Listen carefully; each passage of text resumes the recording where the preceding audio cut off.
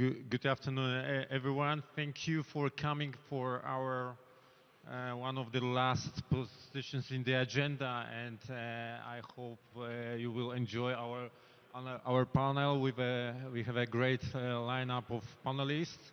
As usually, also being sometimes on the other side, being part of the audience of the panels, I'm wondering why sometimes we don't start with the round of introduction by panelists themselves, explaining their personal role in the organizations and maybe starting with some opening remarks about this particular topic of the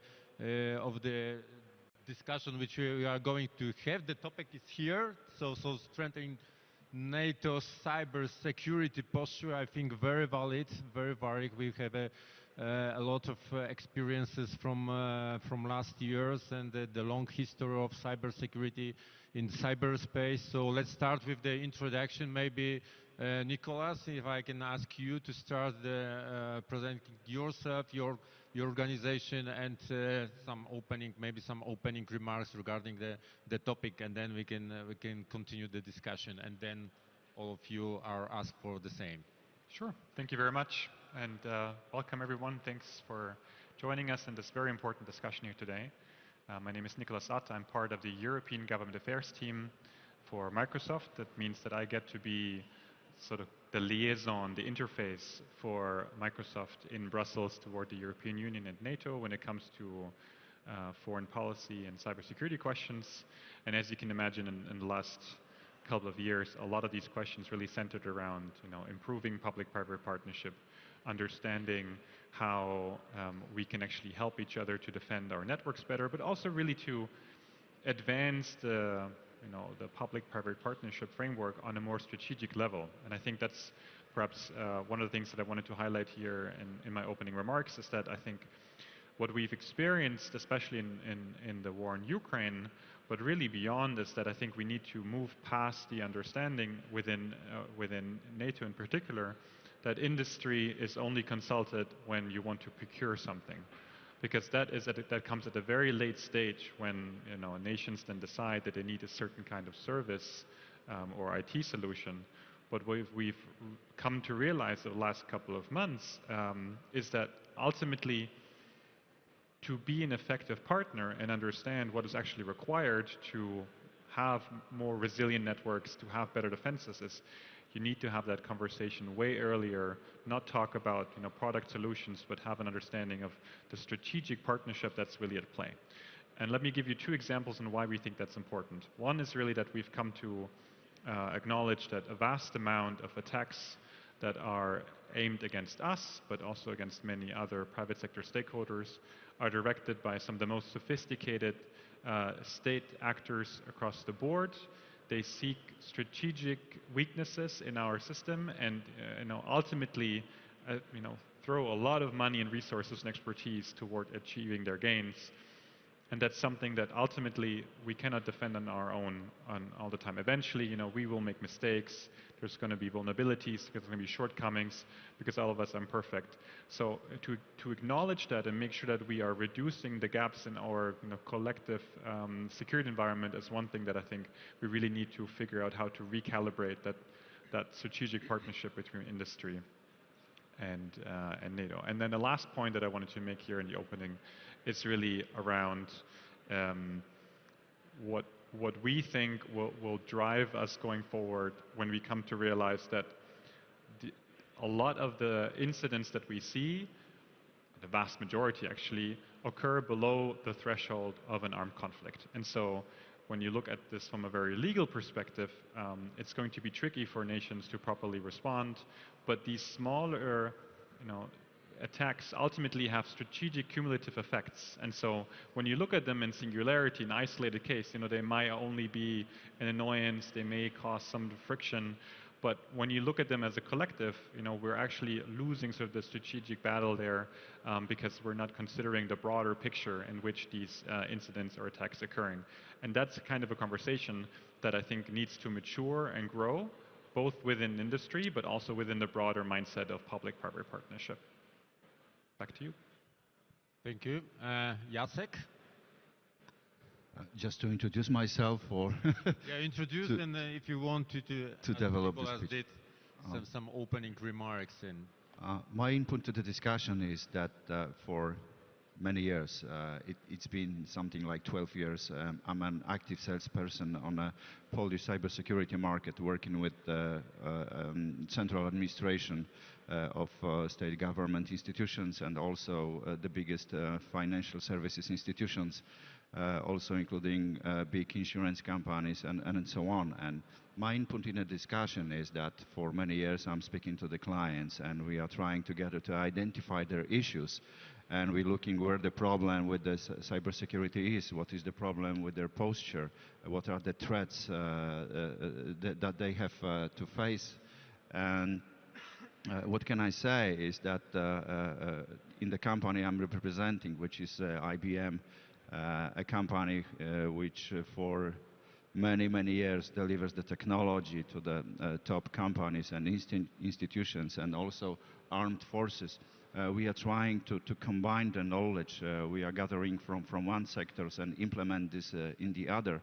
And also we are working closely with governments and different institutions on regulations. I mean, like ENISA or European Union state members, governments, how to implement new regulations, what is good, what is wrong, which direction to go to make all the European Union, and in particular my country, Poland, where I'm operating, to make it secure.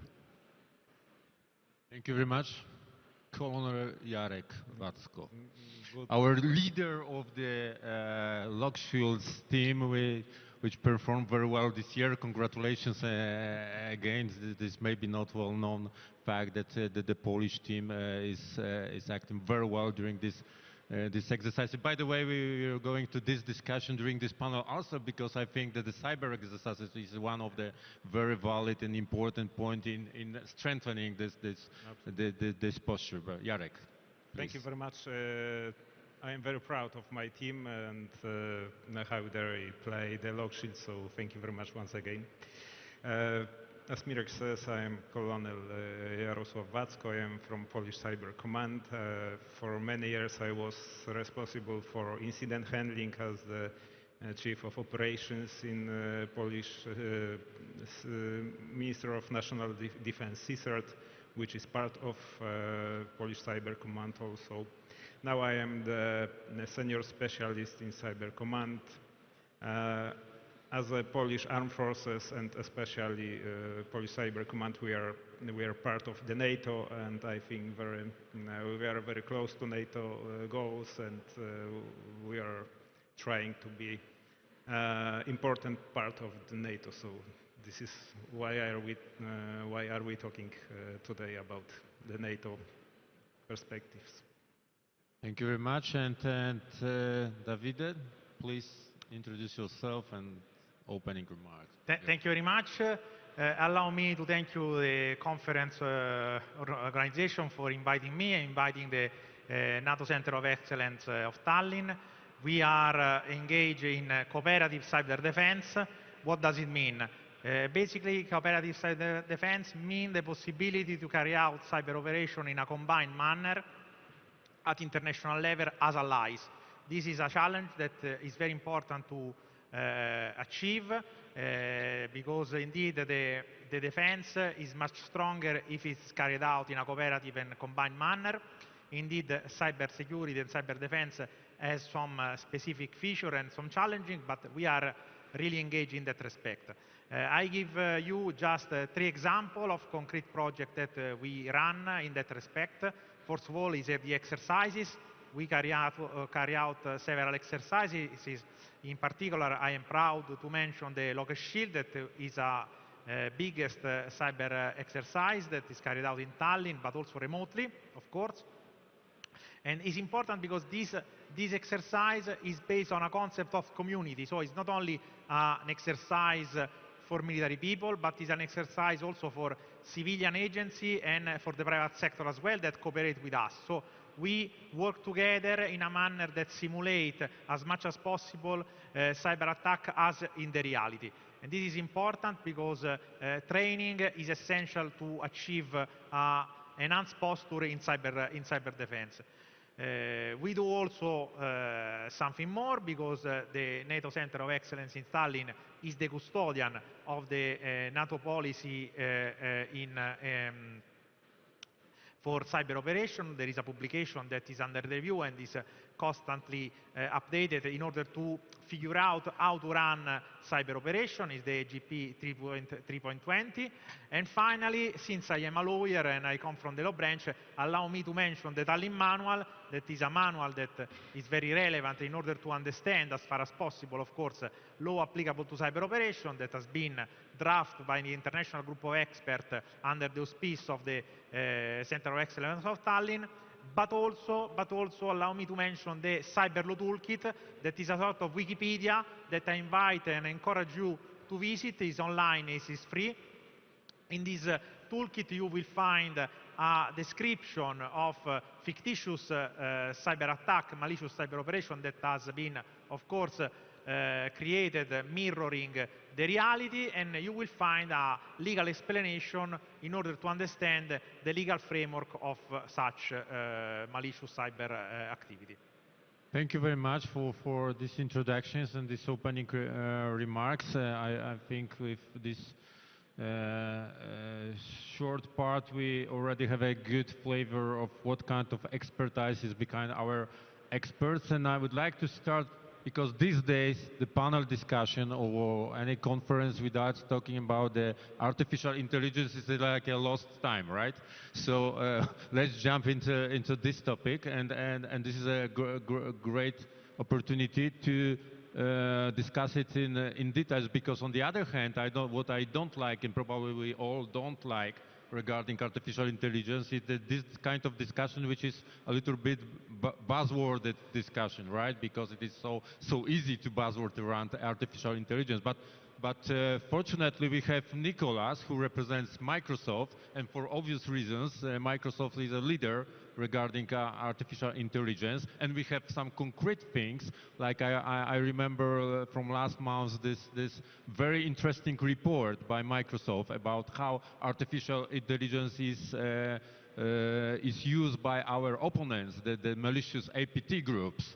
And so I would like, Nikolas, ask you about how already now artificial intelligence from the Microsoft perspective is already used in practical way, and what do you think, what of these experiences could especially be used to strengthen the NATO posture in cyberspace? So please share with us. Sure, happy to give you some overall reflections on the AI ecosystem around cyber defense. I think what is fairly helpful, and that what we try to do in our discussions with NATO counterparts and others, is to decipher a little bit the big bucket of cyber and AI. And I think three pillars are fairly helpful in understanding what is actually different and what stays quite similar when it comes to more traditional challenges around cybersecurity. And we tend to differentiate between cybersecurity for AI, AI for cybersecurity purposes, and AI-enabled cyber attacks. Because these three pillars give you a little bit of indication of what changes and what actually remains the same. When you look at security features for AI, that's something where we actually look at, how can you properly protect the models, the frameworks, the platforms that are used these days to leverage generative AI mechanisms, and these have different security challenges than more traditional software. So if you think about the development of AI models, once they are established, they're fairly static. You can't just update these huge models with a quick patch. So it's even more important to actually anticipate and red team these procedures early on to make sure that while you're developing these models and implementing, they're actually pretty much rock solid and don't have means to be exploited by malicious actors or criminal entities. So that's one specific example. Then in the second bucket, when you look at what does AI help us for cybersecurity, there it's really about scaling. And we've come to realize that AI helps us, but also many other security providers in defending more effectively and faster. And this is where quite often when we get asked like, hey, don't you see that nefarious actors are really exploiting AI for their benefits? So far, what we see is that actually AI models provide the defenders an advantage, not just because of the size, but also because of the scalability. So it's just faster, it's quicker to deploy those mechanisms across the board when properly leveraged, for example, through global cloud systems. And that's something that we've been testing internally quite extensively. There's a few case studies where we've realized that our automated AI systems help detect malware quicker than we would have done previously. And it's also a huge relief and reduce of burden for our threat hunters and engineers who can then use these AI capabilities essentially really as a co-pilot to fasten their own mechanisms, their procedures, and when they put together the reports, when they analyze long strings of code and help and ask Gen AI mods like, hey, what are the anomalies, what has changed? So that application space is quite significant. And then the third bucket really around cyber-enabled attacks, there we see that there is indeed an increase in more tailored, more sophisticated phishing attacks. We see that nefarious actors are using Gen AI models to curate these phishing attacks even more toward their victims. They are detectable, but that requires then the operator of that respective email platform to have those services in place and help that. We can talk quite extensively about deep fakes and other pieces. We tend to parse that out and say, hey, cybersecurity is one pillar. When we look at the disinformation space, there we see more drastic, more significant changes when it comes to AI. And what we've done a few months ago together with a couple of other industry partners is launched a set of voluntary commitments through a so-called Tech Accord. So if you go online, there's a dedicated website. It was launched at the Munich Security Conference in February, where we outline essentially what we think are responsible steps to take from industry to address those challenges and these concerns, especially in the light of the significant amount of elections that are happening in democratic countries this year and in the year to come. And here I think industry does have a significant responsibility in addressing these and really reducing the exposures and risks that could be done by deepfakes in that discourse. You mentioned the report, and that one of those commitments is actually to be as transparent as we can. So just a few weeks ago, we published our first AI transparency report where we outline a little bit our thinking about how we are effectively implementing our responsible AI standards and how that shapes not just our products and services, but also what we consider as the right thing to do for us and industry. So I hope that gives you a little bit of indication on how we're structuring our thinking around AI. But I can tell you it's still early days and we're learning every day. I didn't see myself being on stage talking about AI almost every week about a year ago. So, come with us on this journey as we're all embracing the challenges, but also really the opportunities that AI models are bringing us these days. Thank you for this practical view on AI, and we are all aware that especially from the time of having the AI tool in our hands, which is available for all of us, this discussion and this practical use so accelerated. So let's test it in reality. So Jarek, that will be a challenge for you. How much you can share with us how the particular things like preparation, because I can tell you I was some years ago part of the team, how intensive preparation to exercises are. And exercises, of course, themselves, how intensive period of time is for you and your team. But let's stick to the AI thing. Is it something which you really use already, or you just observe how your opponents could use? So, and also additional question to make it more challenging for you is, because I know, and this is a great representation of the civilian and military partnership, especially Polish team. can you observe, is the AI more in the domain of the people who come from the private sector, or you as people in uniforms are engaged in this, in using this on equal level? We are now using AI, even if there are situations when we even don't know we are using this, because a lot of XDR and other elements are using AI to build detection, to correlate logs and so on. So we've got the results of this detection, and sometimes we even didn't know that AI was involved in it. So as the Polish Armed Forces and the Cyber Command, we are preparing our structures to work with AI very hard. We've got the special unit now which will be responsible for preparing the AI elements and implementing it in the armed forces and also in the cybersecurity. So AI is very important now, and I hope we will have our job in the future, but I'm not very sure about it. Okay, thank you. Jacek, I have a question to you, because we have some preparation discussions before this panel, and you actually mentioned very interesting, from my perspective, very interesting topic about you advocated for the military approach to use military approach in our civilian sphere. Could you explain what do you mean by this, and especially having some concrete examples how we in the private sector, civilian sector, could learn from military sector, also with the full respect of the fact that maybe we are not sometimes aware how much we already use from military sector. For example, if you look at the whole kill chain approach and understanding the cyber attacks, for example, this is exactly what we learn from military. But maybe you have another views and points on that.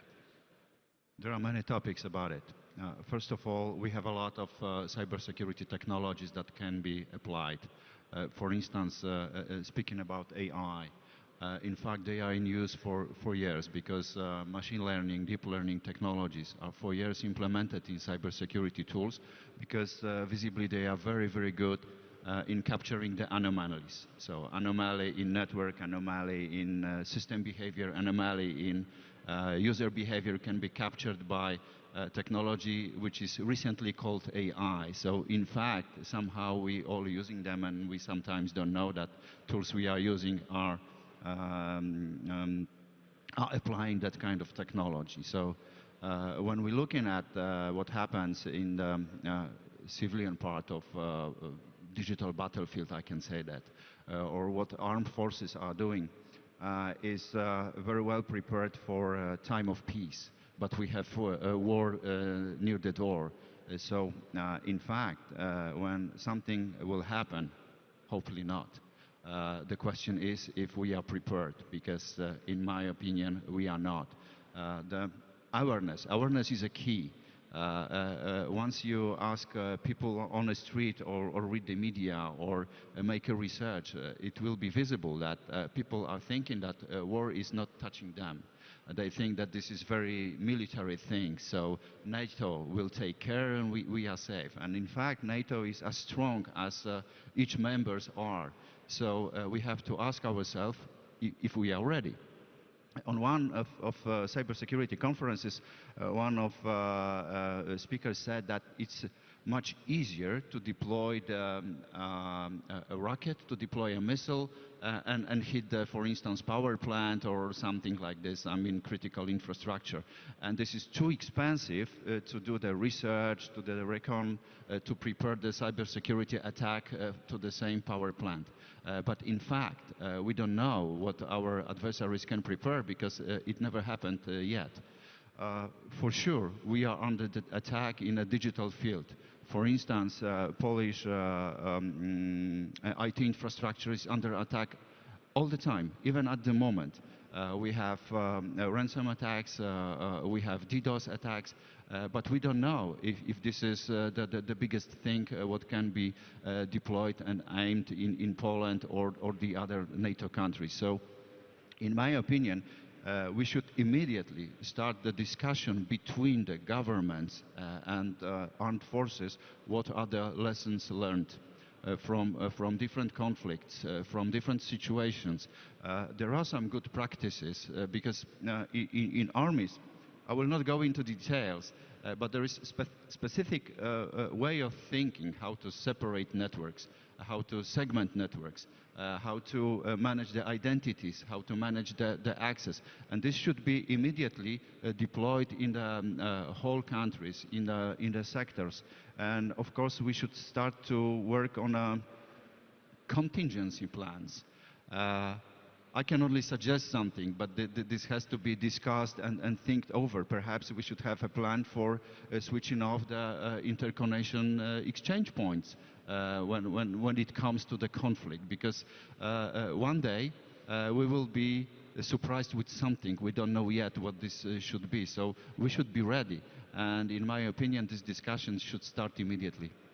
Yeah, this is very interesting. Of course, this is difficult to have such discussion without mentioning ongoing war in Ukraine, of course. But maybe the fact that we don't focus exactly only on this is the fact is that because, in my opinion, in cybersphere there is proportionally less change than in the physical dimension, because we experienced this for years already, right?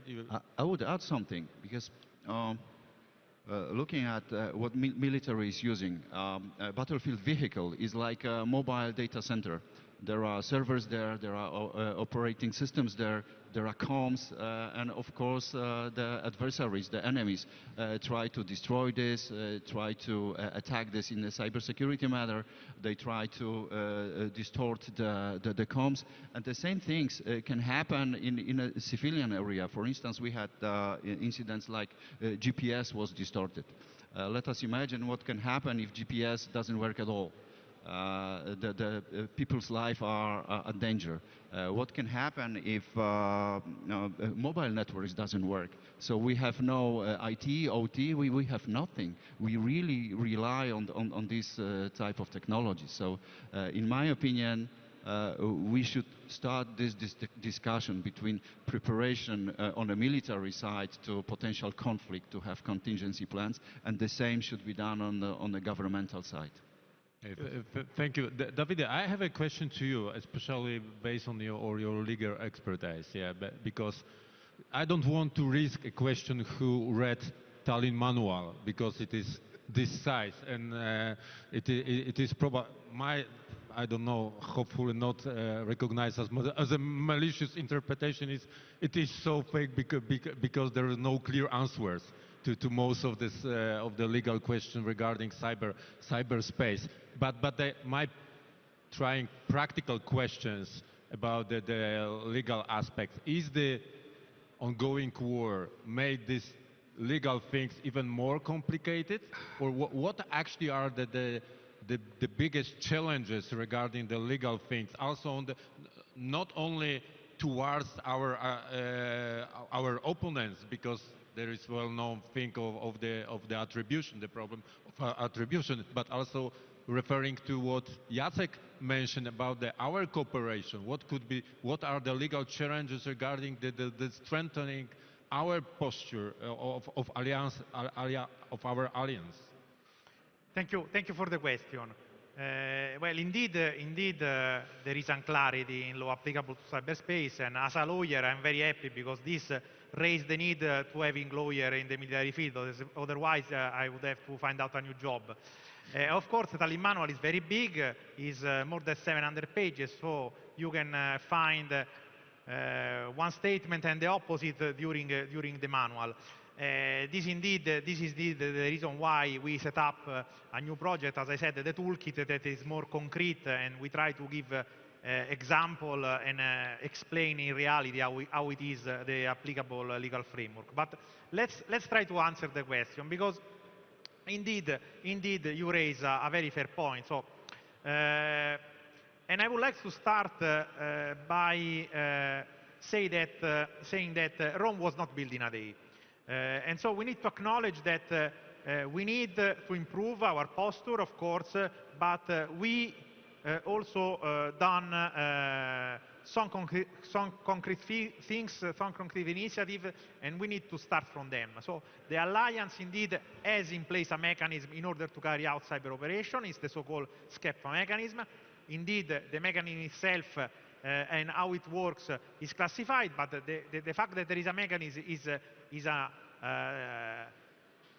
something that is unclassified, so is a piece of information that we really need to share, and we really need to raise awareness on that, because we are not in a situation where the Alliance is not able to do nothing. So there are concrete instruments and there are concrete tools. Of course, we need, in my view, to enhance the cyber posture of the Alliance, particularly in case of operation below the threshold, because this indeed is very challenging, because as we all experience, and as also has been evoked by my colleague, cyber operation and cyber attack, malicious cyber activity are ongoing. There is a persistent low intensity cyber activity below the threshold of use of force. This is a fact, and we need to find out instruments and tools to take measure and to react against this activity. This is a real challenge. From a legal point of view, indeed, there are instruments to tackle this situation, because the law state responsibility allow the possibility to carry out so-called countermeasure. So you can react against an unlawful cyber activity through another cyber activity or another action that can be appropriate. Of course, the reaction needs to be proportionate. There are other caveats to put in place, but indeed the law allows some kind of reaction. Where is the challenge? Where is the difficulties? The difficulty lies in the fact that in case of countermeasure, we don't know basically if countermeasure could be applied in a collective manner.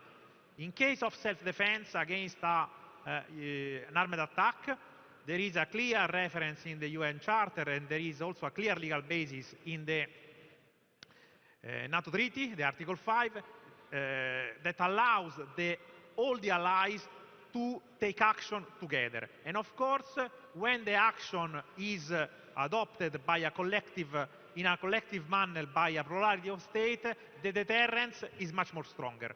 And deterrence is important because if you achieve a deterrence, our adversary will perhaps be less inclined to carry out such malicious cyber activity. So the key element is to enhance deterrence below the threshold. In order to do so, indeed one instrument could be collective countermeasure. The state of play of collective countermeasure is indeed unsettled. We basically don't know if those measures adopted collectively are lawful or not. There is a discussion ongoing. And for this reason, it is important and could be also important NATO as a platform, as a political platform, in order to raise awareness on this problem.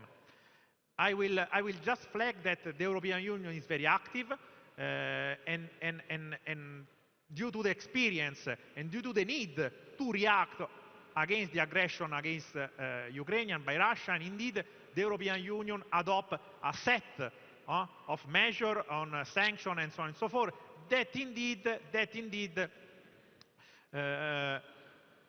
can be seen as a collective countermeasure in order to react against those brutal aggression. And so this European Union action may pave the way to the possibility to consider lawful the collective countermeasure even below the threshold. Perhaps even NATO could play a role in that regard to raise awareness and to act as a political platform in order to achieve a common understanding on this issue, because indeed, and I conclude, the opinion in that respect among the allies are different. So there are disagreements. I mean, disagreement is possible. indeed, because we are an alliance of nations that are free, and so it is possible to have disagreement, but also is also important to discuss in order to overcome the disagreement and find out a common understanding. And I think that NATO could be the good platform from a political point of view to achieve this objective. Okay, very interesting. I will do the following thing. I will challenge other panelists with the statements by one of the panelists. So now, Jarek, practical approach. Okay, David said about the collective acting, like we do something together and we can strengthen the deterrence, other things. So my question to you, because of your great experience with cyber exercises, is this tool trained during such exercises? Do you train any collective acting, collective collaboration during exercises, or it is rather the theory? Sorry, try to be provocative for a little bit. You're absolutely right. We are trying a collective defense for sure. We are trying to build joint teams. Lock shields, is this the collective? Absolutely. Is it collective exercise? Yes. Like Absolutely collective, but this could sound strange, but we love at the teams, we love competitions. Everyone in team want to win a competition, but we are working together between teams also. We've got joint teams every year now. This year we had joint team with Finland. 2 years ago it was with Latvia. Before it was with USA. So the teams are trying to win. Every team is trying to be the best because they are top level specialists, of course, and they got their own ambitions. But at the end, we are learning from each other how to work. And when you look at the final points now, they're very close. This year, difference from the first and the second team was 1.6 not percent per mil. So it was impossible to say who was first and second 10 seconds before this one and 10 seconds later the second. So this is competition, but at the end this is the level of the teams, of the cybersecurity of the NATO countries. The NATO cybersecurity specialist is growing up every day. So Lock Shields is a very important event, and we find it as a great opportunity to train our specialists from Poland, to exchange information with our colleagues from other countries. Next year, Finland will be better in these elements which they learned from us. Next year, we will be better what we learned from Finland.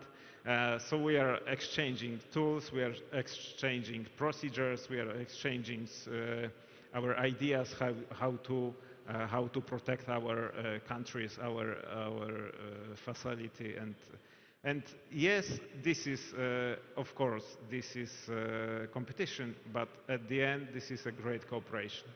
Okay, thank you, especially for mentioning this fact that for some years now we really you just reminded me that we have a joint teams of some nations, and because I remember years ago there was in most cases only the one nation team, and this idea of mixing forces, it is very good in terms of the collaboration, because I just mentioned this specifically Lock Shields because we all know at the end of these exercises then there is tension in who won the exercises, but yeah, of course it is about strengthening forces of all alliances, and This is so important and good to hear that it is also about collaboration.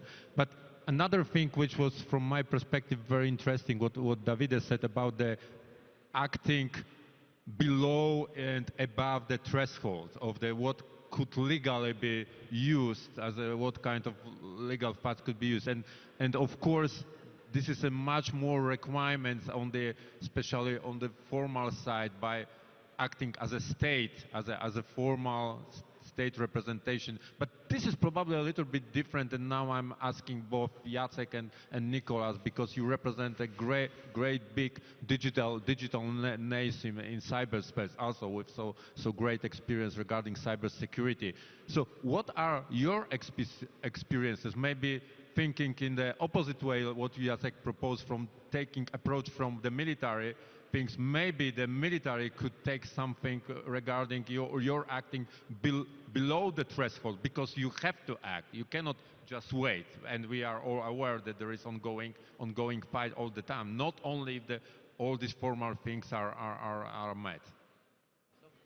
Jacek, Nikolas, please share. As a vendor, as a industry representative, as a supplier, we always are below the risk of legal breach, because we always will have to work compliant and in line with legal regulations and so on. Also, as a vendor and supplier, we cannot decide or create the standards, but we can suggest. And even listening to this discussion about common trainings and things of this, the question is, are we preparing ourselves for threats of today or threats for tomorrow? Because we can be surprised. In particular, addressing your question is that, of course, we would like to combine different sectors, different organizations with our experience and with our suggestions and technology proposal.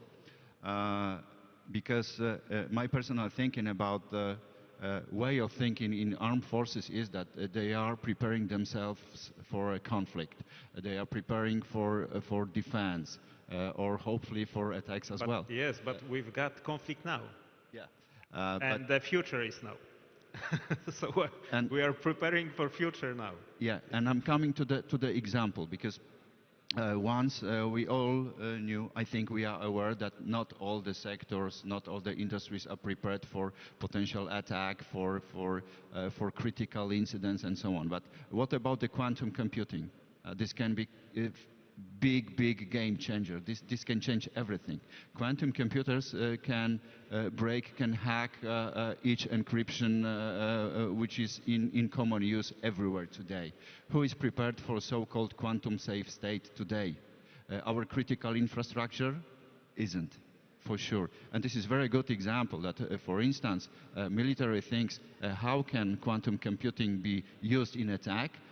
What can be expected as being attacked? But in civilian areas, in the industry, in the critical infrastructure, this is not yet a common way of thinking how to prepare for this kind of threats.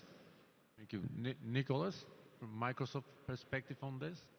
Allow me to connect a few comments here and I guess identify a common theme here, and that really resembles about, what are some of the specific best practices that we can implement to make this work.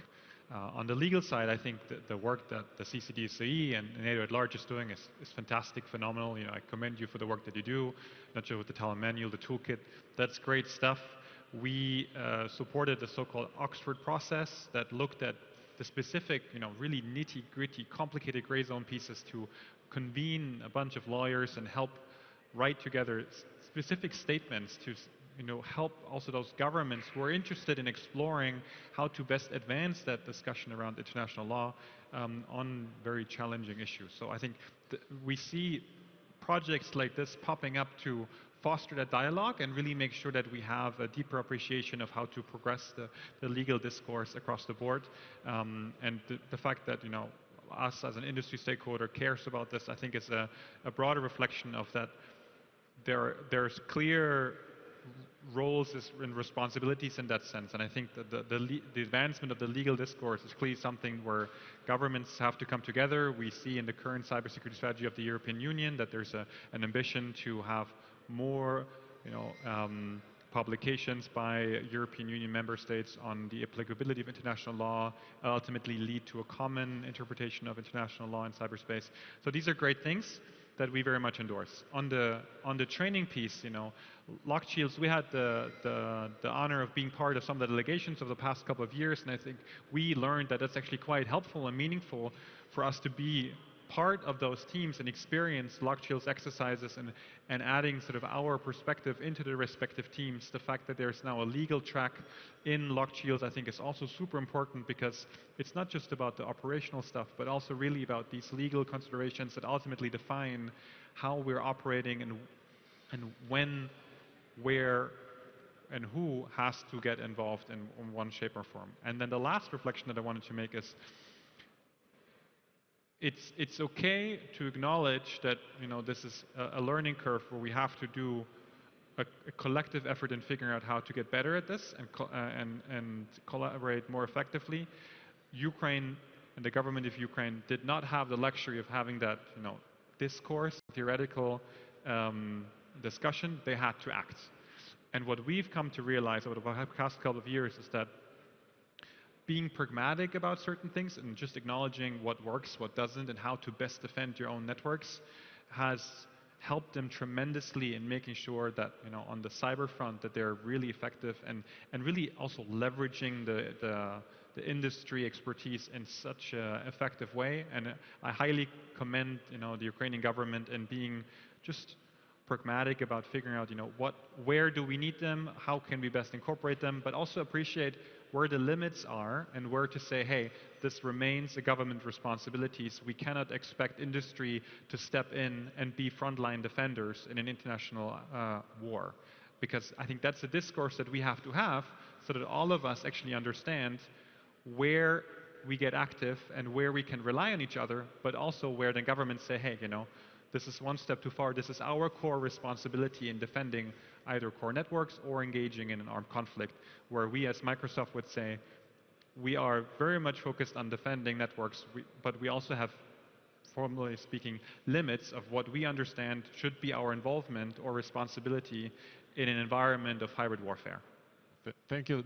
This is really very interesting, because this about the private civilian and military things, because actually we don't have like a military cyberspace and civilian cyberspace. It is one cyberspace, and that's the fact that we have to operate, all of us, in the same cyberspace. And I have a specific question regarding this private and military things to Davide in a moment, but I don't want to surprise you and challenge you too much regarding the closing remarks. So I will reveal my idea for the closing remarks. You will be asked to share with us your only one idea how to strengthen, based on our discussion, this NATO posture. What concrete idea could be from the civilian and private sector, and also from guys in uniforms, and I think that will be interesting point for all of us. By the way, if there is any question from the audience, please raise your hand, and I will let you answer. Let you ask this question. But this specific question to you, Davide, is about, because we all are interested in the fact that we read, for example, in the reports by Microsoft, IBM, other vendors, that we spotted like a APT group from China, or APT group from North Korea, or from Russia, or wherever. How it is actually treated formally from the perspective of the formal military guys that we see, okay, it is information about the Chinese aggression on some critical infrastructure, and Microsoft, or again IBM, is informing us. How do you treat it? Is it start with some reaction on your side, or it is like a publicity thing by the private sector, and you don't care?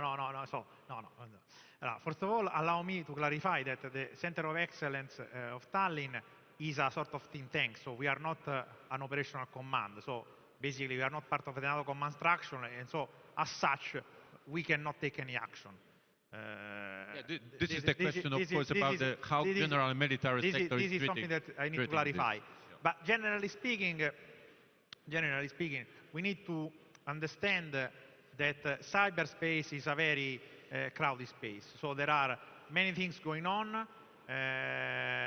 Not all threat actors can be considered as acting on behalf of the state.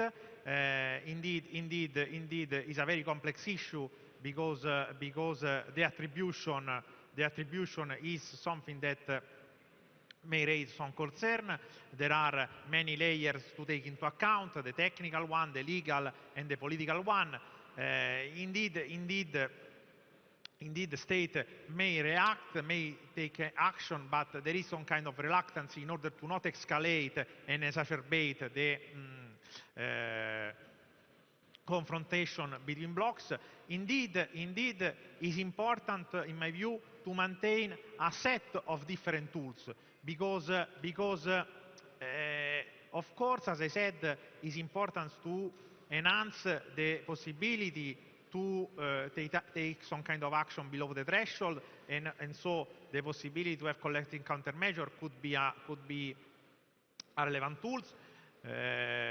Of course, NATO also embrace the so-called cumulative effect theories, so the possibility to consider as armed attack a set of malicious cyber operations that, considered in isolation, would not have been an armed attack.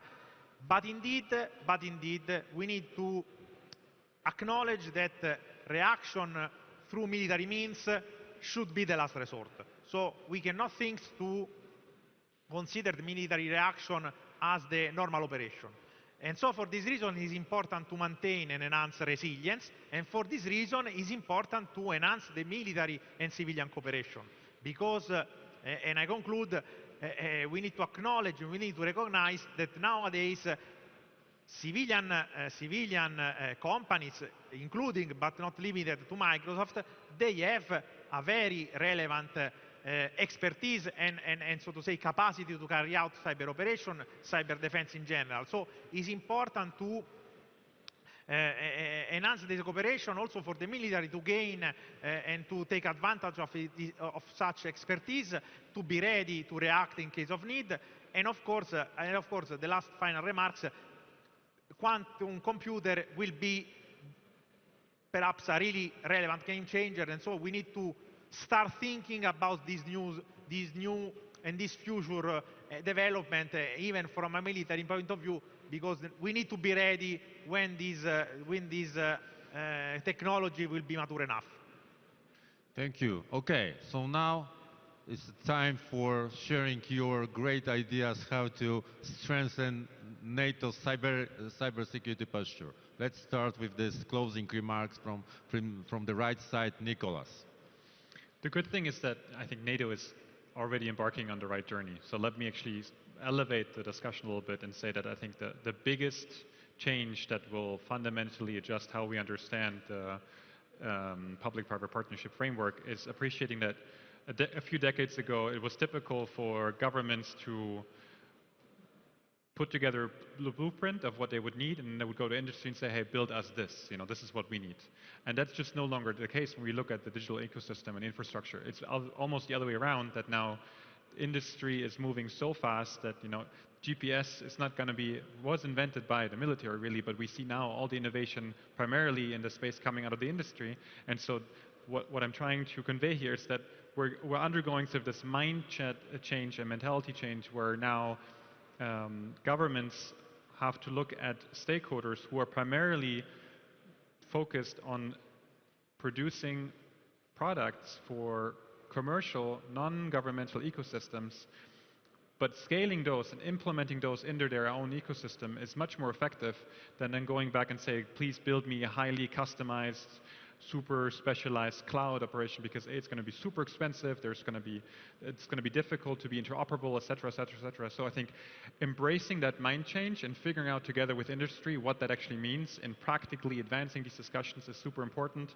We see that NATO is going in that direction with the integrated cyber center that's hopefully going to be formally adopted and launched at the NATO summit. We see the EU advancing these discussions with their trusted vendor framework for incidents. So we're making progress here. The question is just how Like, do we have the right pace? Are we doing these things at the right pace, and are we asking ourselves the right tough questions?